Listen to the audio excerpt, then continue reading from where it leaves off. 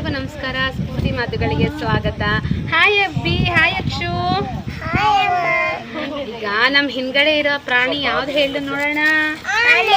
ಆನೆ. ಹಾಗಾದ್ರೆ ಆನೆ ಮೇಲೆ ಒಂದು ಪೋಯಂ ಹೇಳೋಣ. ಯಾವುದು ಗೊತ್ತಿಲ್ಲಲ್ಲ?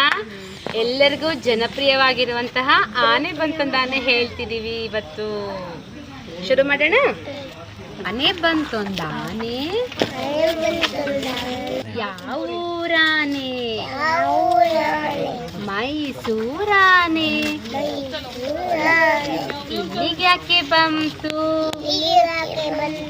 ದಾರಿ ತಪ್ಪಿ ಬಂತು. ಹಾದಿಗೊಂದು ಬೀದಿಗೊಂದು ಎಲ್ಲ ದುಡ್ಡು ಸೇರಿಸಿ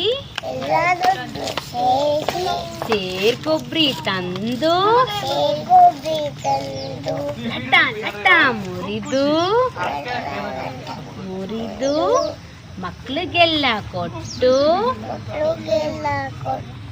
ಪಾಪನ್ ಬಾಯೋಲ್ ಬೊಟ್ಟು.